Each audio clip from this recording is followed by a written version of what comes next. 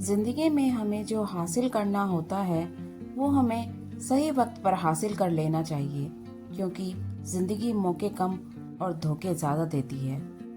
समय हाथ से निकलने के बाद केवल हमारे पास पछतावा ही रहता है। जब हम उस गुजरे समय पर पछताते हैं तभी भी हमारा समय ही गुजर रहा होता है। एक दिन स्वामी विवेकानंद नदी के किनारे बोट का इंतजार कर रहे थे। तब वहां पर उनके पास एक साधु आकर बैठ गए। साधु ने स्वामी विवेकानंद से पूछा कि आप यहाँ पर क्यों बैठे हो।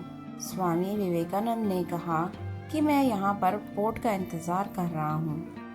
साधु ने पूछा, आपका नाम क्या है? विवेकानंद ने कहा कि मैं विवेकानंद हूँ। साधु चौंक गए और कहने लगे कि आप सच में वो महान स्वामी विवेकानंद हैं? वो ही हैं। विवेकानंद ने कहा कि हाँ, मैं ही स्वामी विवेकानंद हूँ। साधु ने विवेकानंद को कहा कि तो फिर आप क्यों यहाँ पर बैठे हो? और इतना कहते ही साधु पानी पर चलने लगे। साधु ने पानी पर चलते हुए स्वामी विवेकानंद से कहा कि देखो, मैं पानी पर चल सकता हूँ, क्या आप नहीं चल सकते हो? स्वामी विवेकानंद ने उत्तर नहीं दिया। कुछ देर बाद बोट आ गई और स्वामी विवेकानंद ने उस साधु से कहा कि आप भी चलिए मेरे साथ उस पार बोट में। साधु बिना कुछ सोचे तुरंत विवेकानंद के साथ बोट में बैठ गए। स्वामी विवेकानंद ने उस पार पहुंचते ही बोट का भाड़ा दिया, सिर्फ 1 रुपए। विवेकानंद ने बड़े ही विनम्र से साधु से पूछा कि आपने ये अद्भुत विद्या प्राप्त करने में कितना समय गुजार लिया? साधु ने कहा कि मैंने ये विद्या प्राप्त करने में 15 साल व्यतीत किए, तब जाके मुझे ये विद्या प्राप्त हुई है।